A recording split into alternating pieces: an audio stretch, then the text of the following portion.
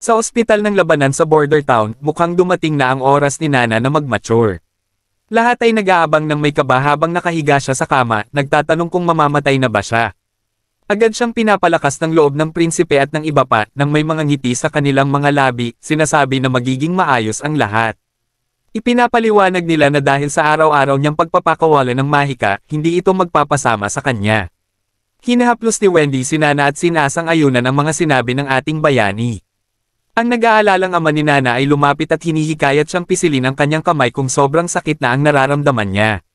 Sumama ang iba sa kanila, nagdesisyong pasayahin ang sitwasyon gamit ang mga mahika sa barya at kwento. Ang kanilang masiglang pakikitungo ay nakakatulong para mapawi ang mga alalahanin ni Nana. Lumapit din si Ana, pinaalalahanan si Nana na nandyan lang ang lahat sa kanyang tabi, sabay hinalikan siya sa noo tulad ng isang nagmamalasakit na kapatid. Habang papalapit ang hating gabi, nanatiling nakaupo ang lahat sa paligid ng kanyang kama, matiyagang naghihintay na si Nana ay mag-mature. Si Lightning, tulad ng dati, ay enerhiyang-enerhiya at hindi mukhang nababagot. Samantalang ang prinsipe ay mukhang halos himatayan na, tuloy-tuloy na naghihikab. Tila sapat na ang panunood kay Lightning upang mapagod siya. Humarap siya kay Nightingale at nagtanong kung may naramdaman na siyang pagbabago sa katawan ni Nana. Umiling si Nightingale, sinasabing matagal na ang paghihintay at wala siyang napansin na kahit ano. Dinapuan ng prinsipe ang kanyang mukha upang manatiling gising, iniisip na magpatayo ng orasan matapos ang mga buwan ng mga demonyo dahil sobrang nakakabagot ang maghintay ng walang ginagawa. Biglang narinig ni Nightingale ang tilaok ng manok. Binuksan ng prinsipe ang kurtina at pansamantalang nabulag ng liwanag ng umaga. Nagising din si Ana, na bigla sa biglang liwanag. Malinaw na dumating na ang susunod na araw, at lahat ay nagulat ng positibo nang magising si Nana sa bukang liwayway. Sumabog sa tuwa si Lightning, at humagulgol sa tuwa ang kanyang ama. Lahat ay nakaramdam ng malaking kaginhawaan na matagumpay na nalampasan ni Nana ang kanyang pagsubok sa pagmature ng walang anumang problema. Makalipas ang ilang sandali, yumuko ang prinsipe kay Nightingale at tinanong kung sigurado ba siyang ngayon ang araw ng pagmature ni Nana. Tumanggaw si Nightingale, binanggit na mayroong bahagyang pagbabago, ngunit tiyak ito. Sinasang-ayunan niya ang teorya ng ating bayani tungkol sa mga mangkukulam, na ang araw-araw na pagsasanay sa mahika ay maaaring magpalakas ng kanilang kapangyarihan at magpagan ng kanilang mga pagsubok. Kung ang lahat ng mangkukulam ay makakatanggap ng maayos na pagsasanay araw-araw, maaari silang umabot sa pagiging ganap na walang anumang problema. Sumali si Wendy sa usapan, sinasabing dahil ang prinsipe lang ang tumatanggap ng mga mangkukulam, maaari niyang gawing kanlungan ang border town. Ipinangako niya ang kanyang buong suporta, at sumili ang liwanag sa mga mata ng prinsipe, sinasabi na matagal na niyang iniisip ito. Ngunit dahil sa posibilidad na matanggal siya ng kaharian kung lantaran niyang anyayahan ang mga mangkukulam, plano niyang magpakalat ng mga bali-balita tungkol sa isang kanlungan upang ang mga mangkukulam ay kusa ng pumunta. Ngunit kung siya ay maging hari, walang makakapigil sa kanya na anyayahan ang mga mangkukulam. Biglang lumuhad si Wendy, ipinapangako na tutulungan siyang maging hari. Ipinapangako niya ang kanyang katapatan at sinasabing ang kanyang buhay ay pag-aari na ngayon ng prinsipe. Kinabukasan, ang barko ng ating bayani ay sa wakas dumating sa dalampasigan. Dalawang sundalo ang nagsuri ng malapitan at nagsimulang ituro ang iba't ibang teknikal. Nakamalian na nagpapakilala na kakaiba ang bangkang ito kumpara sa mga dati nilang nakita. Pagkatapos ng kanilang inspection, nagdesisyon silang bumalik sa pagsasanay ng kanyan. Samantala, ilang sundalong nag-iisip-isip, sumusunod kay pangalawang Kapitan Vanner, ay nagsimulang mag-usap ng malakas tungkol sa pagnanais na maging kasing lakas ni Hunter Iron Axe. Ngunit biglang naging seryoso ang isa sa kanila, itinuro na matagal na silang nagsasanay ngunit hindi pa nakakabira ng kahit isang bala, at nagtataka kung kailan nga ba sila papayagan ng prinsipe na makipaglaban sa isang tunay na labanan. Binanggit ng isa pang sundalo na ang mga nasa pistola team ay matagal nang nagsasanay, pinapanday ang kanilang mga taktika sa pader. Doon nagsimulang magtaka si Vanner kung talagang plano ng ating bayani na gamitin ang Canyon team laban sa mga halimaw na demonyo. Ngunit, dahil sa bigat at kalakihan ng Canyon, hindi ito angkop para sa pag-akyat sa mga pader. Sa wakas, naisip ni Vanner na ang estratehiya ng kanilang Panginoon ay gamitin ang Canyon sa bangkang pandigma, hindi lamang laban sa mga halimaw, kundi pati na rin laban sa isang malakas na hukbo. Sa pampang ng Redwater River sa border town, nasumpungan namin ang Canyon team na nagsasanay sa ilalim ng utos ni Hunter Iron Axe. Inatasan silang itutok ang Canyon sa isang tiyak na direksyon. Napansin ng pinuno ng mga kabalyero kung gaano kasipag ang kanyang team, at sinang-ayunan ito ng ating bayani, na nagsabing pareho ang dalawang koponan sa pagpupersege upang makuha ang 5 dagdag na pilak kaysa sa iba, na siyang nagpapaalab ng kanilang determinasyon upang magtagumpay. Plano ng prinsipe na ilipat ang operasyon sa Little Town kapag mahusay ng sanay ang mga sundalo sa lupa. Tinanong ng kabalyero ng may kuryosidad kung tinutukoy ba ng ating bayani ang bangkang konkreto na itinayo nila, at tumanggo ang ating bayani, sinasabing iyon na nga ang tawag niya dito. Itinuro niya na ang mga manggagawa ay natapos ang lahat sa mga nagdaang araw kung saan kaunti lamang ang nyebe. Hindi lang nila napinturahan ito ng anti-kalawang, kundi naglagay din ng isang kubol para sa pag-iimbak ng mga bala ng kanyan. At hey, si Wendy ay may sarili ng plataporma para laruin ang kanyang kapangyarihan ng hangin upang mapalakad ang bangka. Sa wakas, naunawaan ng pinuno ng mga kabalyero kung bakit persigido ang ating bayani na sanayin si Wendy na gamitin ang kanyang mahika. Pagkatapos ay biglang ibinunyag ni Prinsipe Roland ang mabigat na balita sa kawawang kabalyero sa pamamagitan ng pagtatalaga sa kanya bilang komandante ng bangka. Nagulat ang kabalyero, sinasabing hindi pa siya nakapaglayag kahit kailan sa buong buhay niya. Sinabi ng ating bayani na wala itong problema dahil ang mga mangkukulam naman ang mamamahala. Muling umiling ang ating bayani, at sinabing kapag sa wakas ay pinaputok ng mga sundalo ang isang kanyan, ito ay nagpagulantang. At ang ating bayani ay nararamdaman ang smog habang siya ay nagtatapos ng kanyang bagong yugto ng paglalakbay sakay ng kanyang bangka. Nang mabasag ang bote ng baso dahil sa impact, sa wakas ay itinaguyod ni Lightning ang kanilang paglalakbay sa bangka, handa ng maglayag bilang navigator ng Little Town. Samantala, si Tegupine, ang overprotective na ama, ang namahala sa komunikasyon. Sa kabilang banda, ang kabalyero na hindi inaasahang itinalaga bilang kapitan ay mukhang hindi masaya. Binigyan siya ni Lightning ng panatag na pagsulyap, sinasabing, masaya akong nandito ka. Pagkatapos ay ipinatong ni Lightning ang kanyang sombrero sa balikat ng kabalyero, sinisigurong bagay sa kanya ang pagiging navigator dahil eksperto siya sa mga pakikipagsapalaran sa dagat. Binanggit niya na ang kanyang ama, na kilala bilang Thunderbolt, ay may talento rin sa dagat. Sa pag-explore ng bangka, nagulat si Lightning sa kakaibang materyales na ginamit dito, hindi tulad ng kahit ano pang nakita niya. Masaya ang punong kabalyero na maganda ang panahon ngayon, isang desisyon na ginawa ng ating bayani para sa pagsubok ng Little Town. Nang mapasailalim na ang bangka sa tubig, tila maayos ang lahat, na may isang lalaking nagngangalang Brian na naatasang maging Timon Hero. Pagkatapos, inutusan ni Lightning si Brian na iliko ang Timon sa kanan, at inulit ng kabalyero ang parehong utos. Naging mausisa ang Lightning at tinanong kung bakit inuulit ng punong kabalyero ang kanyang mga sinasabi, at ipinaliwanag niya na sinusunod lamang niya ang mga utos mula sa prinsipe. Samantala, hindi alam ni Brian ang kanyang gagawin, kaya't pagkatapos mag-facepalm, nagpasya si Lightning na siya na mismo ang manguna. Pinaiikot niya ang Timon ng matindi pakaliwa, dahilan para magulat ang dalawa sa likuran niya. Pagkatapos ng kanyang munting pakikipagsapalaran, hinangaan ni Lightning kung paano napansin ng ating bayani ang mga detalye na maaaring hindi pansin kahit ng isang may karanasan sa dagat tulad niya. Sinabihan ni Lightning si Wendy na dagdagan ng hangin dahil siya ang naatasang maging suporta sa galaw ng bangka. Bago niya makuha ang titulong ito, itinulak siya ng ating bayani na paunlarin ang kanyang mahika, na dati ay hindi niya masyadong binigyang pansin bago makarating sa border town. Matapos ang ilang seryosong pagsisikap, ang una niyang mga pagtatangka ay sapat lamang upang patuyuan ang ilang piraso ng karne. Ngunit dahan-dahan siyang nag-mature. At ngayon, gamit ang mga aral na natutunan, ibinuhos ni Wendy ang kanyang mahika at binigyan ang bangka ng matibay na tulak, dahilan para maglayag ito ng walang kahirap-hirap sa ibabaw ng tubig. Sina Lightning at ang kabalyero ay puno ng sigla sa paggalaw ng bangka, habang ang ama ay napaisip ng malalim, itinuturo kung paano nagawang gawing bangka ng ating bayani ang mga bato at pinapaglutang ang mga ito. Sa puntong ito, nagsisimula na siyang maniwala na walang hindi kayang gawin ng ating bayani sa mundong ito. Habang patuloy na naglalayag ng maayos ang bangka, pinuri ng lalaki si Brian dahil sa pagiging isang marinero sa loob lamang ng kalahating oras. Nahihiyang inamin ni Brian na si Lightning ang nagbigay sa kanya ng tamang gabay sa lahat ng bagay. Samantala, sa pedestal, nagsisimulang manghina si Wendy at nahihirapan ng itulak ang bangka, tila nauubusan na ng kapangyarihang mahika.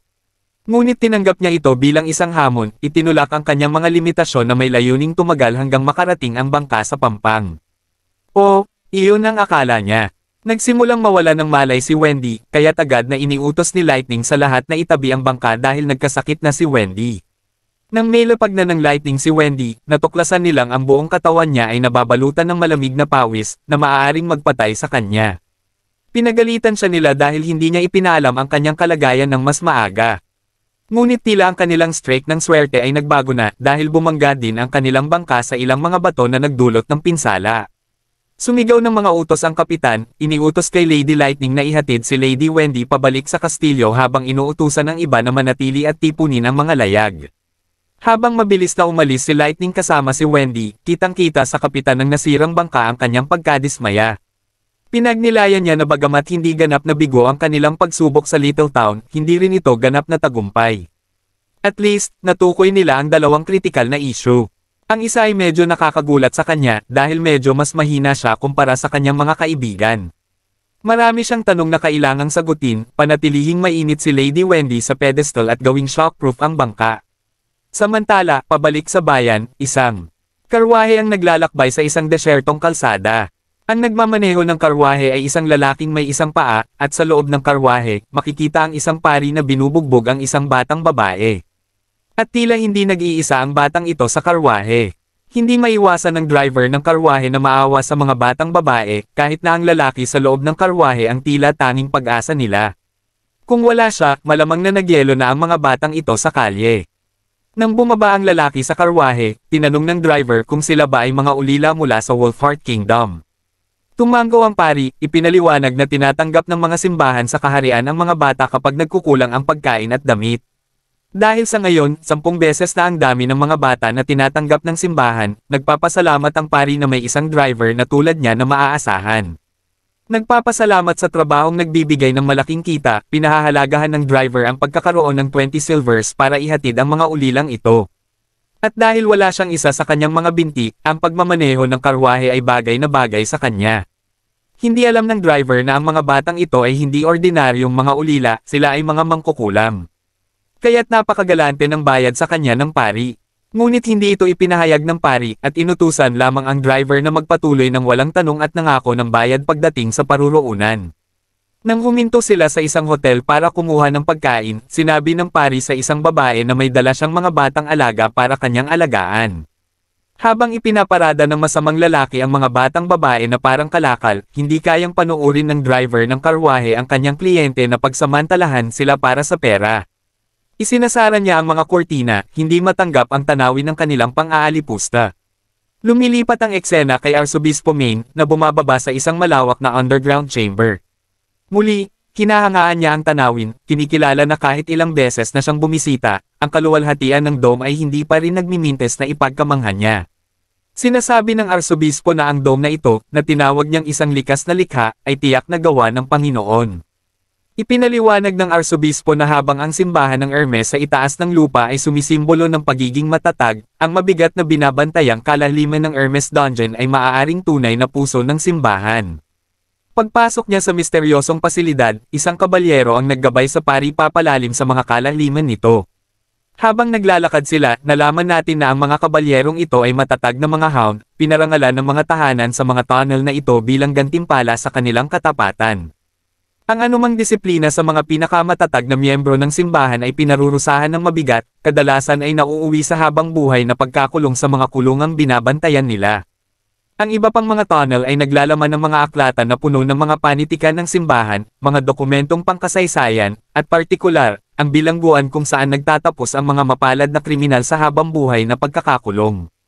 Sa pamamagitan ng isa pang pinto, pumasok sila sa bilangguan kung saan naririnig ang desperadong mga tinig na nagnanais ng kalayaan, handang isakripisyo ang kanilang mga buhay para lang makatakas. Huminto ang pari sa harap ng isang partikular na selda na nakasara sa isang malaking kandado. Inutusan niya ang kabalyero na maghintay sa labas, at, nang sila'y mag-isa na lamang, hinimok niya ang bilanggo sa loob na kumain ng maayos. Ipinaalala ng pari na ang kanyang mga pagkain ay kabilang sa pinakamahusay, bagaman ang alak ay hindi kasama. Ang lalaki sa bilangguan ay tila si Haring Wimbledon, at tinanong niya kung mayroon pang anumang makakain sa isang lugar na katulad nito habang iniinda ang 6 na buwang pagkakakulong ng walang balita tungkol sa kanyang anak at anak na babae. Mukhang nag-aalanggan ang pari na magsabi ng anuman, ngunit sa wakas ay nagbahagi ng masamang balita sa ilalim ng presyon ng hari. Si Gerald Wimbledon, ang panganay na anak ng hari, ay pinatay sa utos ni Timothy dahil sa pagpatay ng hari. Si Garcia, ang ikatlong prinsesa, ay nagdeklara ng sarili bilang reyna ng Clearwater na nagsisimula ng isang hindi maiiwasang laban kay Timothy.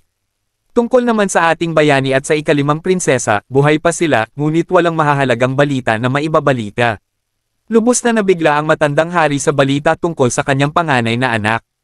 Hindi niya maitatago ang kanyang kalungkutan habang tinatanong ang pari kung bakit naghintay ito ng matagal bago siya ipabilanggo. Inilahad ni Haring Wimbledon na ginamit ng pari ang isang mangkukulam upang lumikha ng isang kopya ng katawan niya upang mapatalsik ang kanyang panganay na anak. Inamin niya ang lumalaking impluwensya ng simbahan sa buong kaharian. Ngunit hinihingi niyang malaman kung bakit pinagsasabong ng pari ang kanyang minamahal na mga anak sa pamamagitan ng mga utos ng hari. Ipinahayag niya na hinding-hindi niya papayagan ang ganitong kaguluhan sa kanyang mga anak. Sumagot ang pari na ang kanyang mga anak ay mga adulto na ngayon at gumagawa na ng sarili nilang mga desisyon. Binanggit niya na si Garcia Wimbledon, ang kanyang anak na babae, ay sumaikop sa Clearwater Port 5 taon na ang nakalipas. At hindi niya papayagan ang kanyang mga kapatid na mag-agawan para sa trono. Dagdag pa niya, hindi na kayang mag-aksaya ng oras ng simbahan at kailangan nilang alisin si Haring Wimbledon upang maitatag ng matibay ang kanilang kontrol. Ipinahayag ng pari na ang kontinente ay hindi na mahahati sa 4 na malalaking bansa na kinabibilangan ng Dawn, Wolfheart, Everwinter, at Grey Castle. Sa halip, ito ay magsasama-sama bilang isang lupaing pamamahalaan ng simbahan. Ang matandang hari, na tila natalo na, ay bumagsak sa kanyang mga tuhod, habang dumadaloy ang dugo mula sa kanyang bibig. Ngunit nagawa pa rin niyang magsabi na maghihintay siya sa pari sa impyerno. Ang pari, na hindi nagbibigay halaga, ay hindi pinansin ang usaping impyerno, sinasabing bahagi lamang ito ng dakilang plano ng simbahan. Namatay ang hari sa lugar mismo. Malamang na nilason. Pero sino ang makakapagsabi? Nakikita ito ng pari bilang kanilang gintong pagkakataon upang makamtan ang kapangyarihan, at naghahanda siyang patumbahin ang tunay na kalaban na nasa harap nila. Tila ang tinutukoy niya ay ang mga demonyo, ang tunay na kalaban na hindi pa nila napapalayas para sa kabutihan ng sangkatauhan. Sa totoo lang, hindi ako kailanman nahumaling sa politika ng simbahan. Pero ang kwentong ito ay isang wild ride. Hindi ko na mahintay kung ano ang susunod na gagawin ng ating bayani. Sa kampo ng Witches Association sa kabundukan. Ang mga mangkukulam na naiwan ay nagluluksa para sa kanilang mga kapatid na namatay dahil hindi sila nakaligtas sa kanilang pagkahinog. Isa sa kanila ang nagsalita. Nababahala sila sa kanilang mga susunod na hakbang. Halos hindi na sila nakaligtas sa kamatayan, at ngayon ang kanilang mga kapatid na umalis upang hanapin ang banal na bundok ay hindi pa bumabalik ng 2 linggo. Ang kanilang pagkain ay nauubos na rin, na lalo pang nagpapataas ng kanilang pangamba. Bigla nilang narinig ang mga yabag na papalapit. Si Lady Leaf iyon. Pumasok siya sa mga tunnel at bumagsak sa kanyang mga tuhod, ganap na pagod, at sa huli ay bumagsak ang kanyang mukha sa sahig. Balik ng kaunti sa oras, nakita natin si Lady Leaf na naglalakad sa isang desyertong landas, ang kanyang mukha ay mapatla dahil sa matinding panahon at gutom na kumakain sa kanyang tiyan. Biglang sumiklab ang kanyang pagkahinog habang nasa desyertong paglalakbay na ito. Habang nakikipagbuno siya sa personal na labang ito, isang halimaw na figure ang lumitaw sa kanyang likuran. Nagulat siya at humarap, nagmamakaawa ng tulong, ngunit biglang nagising mula sa kanyang bangungot. Habang siya'y bumabangon, sinabi ni Hummingbird na nawalan siya ng malay ng 2 buong araw. Ang iba pang mga mangkukulam ay nagtipon sa paligid, mukhang nag-aalala. Isa sa kanila ang humingi ng paumanhin dahil agad silang nag-usap ng seryosong bagay matapos siyang magising, ngunit ang kapatid ay nagsabing na ipasa na nila ang kanilang plano. Kung hindi babalik si Kara, si Leaf ang magiging guro upang mapanatili ang asosasyon mula sa pagbagsak matapos ang kamakailang pagkawala ng kanyang buhay. Walang pag-aalinlangan, nagpasya si Lady Leaf na hahanapin niya si Nightingale. Ang bombang ito ay nag-iwan ng lahat na namangha. Nag-aalangan silang paniwalaan ang kwento ni Nightingale tungkol sa border town, hindi tiyak kung maaari talaga nilang pagkatiwalaan ito. Pinakalma ni Lady Leaf ang lahat, sinasabing maaari nilang hanapin ang isang ligtas na lugar upang magpahinga, habang siya'y nag-a-assess muna ng sitwasyon sa border town. Iniutos niya sa purple-haired na mangkukulam na kunin ang papel ng guro kung hindi siya babalik, binanggit ang kanyang karanasan bilang dating miyembro ng asosasyon. Ipinahayag niya ang kanyang tiwala sa kanilang mga kamay, na binibigyang diin na kung tama ang impormasyon ni Nightingale, makakatulong ito sa asosasyon. Kung hindi tama ang impormasyon, ang border town ang magiging kanilang bagong banal na bundok na posibleng magtapos ang pangangailangan para sa kanilang kasalukuyang asosasyon. Samantala, sa bayan, ang ating grupo ay nakaharap sa ilang mga halimaw. Nang tumalo ng isa sa mga nilalang sa pader, si Vanner ay sinaksak ang kanyang sibat sa tiyan nito. Ngunit habang sinusubukan niyang itaas ang halimaw, nabali ang sibat, kaya bumagsak muli ang nilalang sa lupa. Agad na iniutos ng Bisay Kapitan na ihanda ang mga musket, at agad nilang sinunod ang kanyang utos, pinaputok ang mga halimaw, nang walang pag-aatubili. Isa sa mga sundalo ay nag-abot ng sibat sa Bisay Kapitan, na ikinagulat niya nang makita ang isang batang lalaki na nagngangalang Clau. Ipinaliwanag ni Clau na pumupunta siya kung saan siya kailangan upang makatulong. Habang nakahandusay na sa lupa ang mga halimaw, inamin ng kapitan na bagamat hindi ganoon kalaki ang banta ng mga ito, kailangan pa rin nilang manatiling mapagbantay. Ikinatuwa niya na simula nang ang ating bayani ang namahala sa border town, nagawa nilang itaboy ang mga nakakakilabot na halimaw. Dati, posible lang ito sa tulong ng Longsong Fortress, ngunit ngayon, kahit ang mga karaniwang tao sa bayan ay kayang lumaban dahil sa pamumuno ng ating bayani. Napansin din niya na palaging naroon ang ating bayani sa bundok tuwing may panganib, nakikisalamuha sa mga ordinaryong sundalo. Biglang lumitaw ang isang hybridong halimaw, at agad itong iniulat ng isang sundalo bilang isang pakpakang leon na halimaw. Agad na nag-volunteer si Lightning na labanan ito, ngunit pinayuhan siya ng ating bayani na huwag magmadali. Sumunod sila sa plano. Gagamitin si Lightning bilang pain upang makuha ang atensyon ng halimaw habang tinitiyak na mananatili siya sa tamang taas. Bumagsak ang halimaw sa ibabaw ng pader, at sa kumpiyansang tono, nagpasya si Lightning na subukan ito, na tinitiyak sa lahat na hindi niya sila bibiguin. Formal nang sinimula ng prinsipe ang pangangaso, ngunit sandaling nawala ng tiwala si Lightning nang magkomento sa prinsipe na parang tila tahol ng aso ang sigaw ng ating bayani. Matapos makapagbitaw ng hindi inaasahang komento, naglaho si Lightning, iniwan ang ating bayani na litong-lito kung paano tutugon. Tinanong pa niya ang iba pang mga babae kung ganun nga ba siya kakakaiba, at nag-aatubiling sumang-ayon ang mga ito.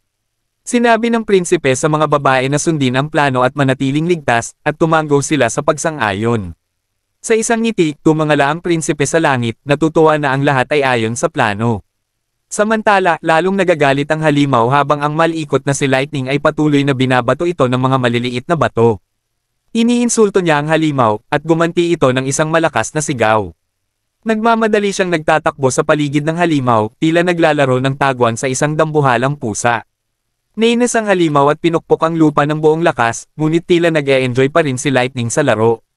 Habang patuloy na hinahabol ng halimaw si Lightning, mabilis na tumakbo si Nightingale sa kanyang dimensional na espasyo, dahil matagumpay nang naakit ni Lightning ang halimaw papunta sa plaza ng bayan. Sinabihan niya si Ana na kahit sa kanyang nakatagong dimensyon, kaya pa rin silang maamoy ng halimaw gamit ang matatalas nitong pandama.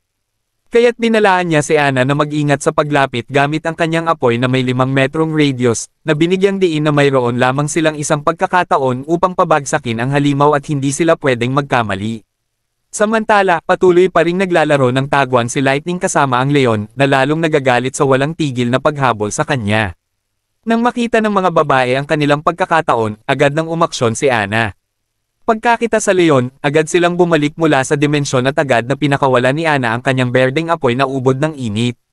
Tila pakiramdam ni Nightingale na nararamdaman niya ang init mula sa kabila ng daan. Nagmamalaki rin si Lightning na kaya niyang tunawin ang bakal gamit ang kanyang apoy, kaya ang pag-ihaw ng halimaw ay hindi na malaking bagay para sa kanya. Nang maging abo na ang halimaw, tuwang-tuwa ang prinsipe na hindi na kinailangan ni Ana ng tulong upang talunin ang halimaw. Biglang nagsimulang umatras ang ibang mga halimaw na ikinagulat ng lahat. Hindi nila alam kung bakit sila biglang nag-uurong. Biglang napansin ng ating bayani ang isang bagay na hindi inaasahan at tumangala siya sa langit. Nakita niya ang madilim na ulap na unti-unting naglalaho mula sa kalangitan, at ang sinag ng araw na pilit na sumisilip, senyales na natapos na ang mga buwan ng mga demonyo. Mabilis na kumalat ang balita na natapos na ang mga buwan ng mga demonyo, at lahat ay nagdiriwang sa tagumpay na ito. Tinipon ng ating bayani ang lahat, at habang nagsisimula siyang magsalita, ang mga tao at mga sundalo ay nagsigawan ng tuwa, ipinagdiriwang na walang nagutom ngayong taglamig sa pamamahala ng kanilang prinsipe. Inamin ng prinsipe na tapos na ang mga buwan ng mga demonyo, at ang border town ay nagtagumpay na may kakaunting nasawi, lahat ay dahil sa tapang ng hukbong sibilyan. Ikinumpara niya ito sa mga panahon kung kailan ang Longsong Fortress ay nagbabanta ng kagutuman at lamig sa kanila, ngunit ang tagumpay ngayong araw ay nagpapatunay na kayang tumayo ng border town sa sarili nitong mga paa. Muling nag-umapaw ang saya ng mga tao, tuwang-tuwa na hindi na nila kailangang umasa sa iba. Ngumiti ang prinsipe at nagdesisyong magdaos ng isang malaking kasiyahan upang ipagdiwang ang kanilang matinding tagumpay. Inanunsyo niya ang isang parada ng tagumpay na nangangako na ang lahat ng sasali sa sayaw sa plaza ng bayan ay makakatanggap ng masarap na pagkaing honey glazed beef. Sa oras ng parada, sinamahan ng punong kabalyero ang isang malaking karne ng baka sa kasiyahan, at si Hunter Ironax ang namahala sa pagsindi ng grill. Di nagtagal, nagsimula na ang lahat sa kanilang sayaw ng tagumpay habang nag-aapoy ang bonfire, na pinupuno ang hangin ng matamis na aroma ng nag-iiho na karne. Inanunsyo ni Hunter Ironax na ang sinumang sasayaw ay makakatanggap ng karne, at habang tumatagal sila sa pagsayaw, mas marami silang matatanggap. Agad na nagboluntaryo ang mga tao na sumayaw, iniisip na ito'y madali lamang, at hinikayat nila ang kanilang mga kaibigan na sumali dahil walang sayaw, walang karne. Habang lahat ay nag-e-enjoy, nag-alala ang punong kabalyero tungkol sa pag-distribute ng lahat ng natitirang stock ng karne. Natatakot sila na baka walang matirang pagkain para sa prinsipe hanggang sa dumating ang susunod na padala. Medyo nadismaya ang prinsipe, ngunit napilitang pumayag na hayaang magsaya ang mga tao. Kaya't nagpatuloy ang kanilang masiglang gabi na may sayawan sa paligid ng bonfire, pagkanta, at walang hanggang kasiyahan. Para sa mga tao ng border town, ang matagumpay na pagdaan sa mga buwan ng mga demonyo ay isang tagumpay na karapat-dapat ipagdiwang, at ang ganitong mga pista ay tatatak sa kanilang alaala sa mga susunod na taon. Samantala, nagmamadali ang prinsipe pabalik sa kastilyo para sa kanyang pribadong salusalo, kung saan sabik na naghihintay ang mga mangkukulam. Napaka-excited ng prinsipe. Pagdating ng prinsipe, sinimulan ni Lightning ang pista sa opisyal na pagbubukas nito. Inihaw ni Ana ang matatamis na manok gamit ang kanyang apoy na salamangka, lutong-luto at nag-iwan kay Nana na naglalaway sa masarap na amoy. Ipinakita ni Nightingale ang kanyang kasanayan sa paghiwa ng karne sa maliliit na piraso. Samantala, ang Lightning at si Nana ay nag-e-enjoy ng todo dahil ang magkaroon ng outdoor barbecue party ay ang pinakadakilang pangarap nila sa buhay. Ang ating bayani ay lubos na nasisiyahan din, lalo na't nakikita niyang masaya ang lahat. Naniniwala siyang karapat-dapat sila sa ganitong klase ng marangyang pagtrato. Alam niyang ang mga taong may kakaibang kakayahan ay hindi dapat pretuhin ng mas mababa. Biglang nakatanggap ang batang lalaki ng matamis na halik mula kay Lightning, diretso sa kanyang mukha. Sobrang gulat ni Nightingale at Ana sa hindi inaasahang hakbang na ito, at ganun din ang reaksyon ng ating bayani. Nang tanungin ng Lightning tungkol sa biglaang halik, sinabi niyang ang mga kababaihan ay maaaring halikan ang pinuno ng teritoryo sa panahon ng mga pagdiriwang, at ito'y tradisyon. Samantala, naiinis at medyo nagseselo si Nightingale, habang malinaw na nakikita ni Wendy ang tensyon. Habang nagtatalo ang prinsipe at si Lightning, nakikita nating medyo malungkot si Ana. Ang reaksyon ng tomboy ay kasing kamangha-mangha rin. Ngunit tila hindi niya ito siniseryoso.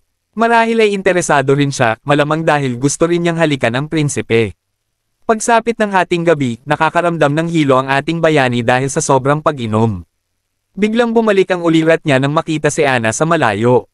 Lumapit siya, at namula ang ating bayani. Kaagad niyang ipinaliwanag na ang halik mula kay Lightning ay isang aksidente lamang, at sumang-ayon si Ana. Dagdag pa ng prinsipe na bata pa si Lightning at hindi niya ito tiningnan sa ganong paraan. Muli, sumang-ayon si Ana. Kinalaunan, nag-ipon ng lakas ng loob si Ana at inamin niyang matagal na siyang naghihintay na sila'y mag-isa dahil hindi siya kasing tapang ni Lightning. Habang lumalapit sila sa isa't isa, ilang pulgada na lang ang layo, binigyan ni Ana ng banayad na halik sa pisngi ang prinsipe.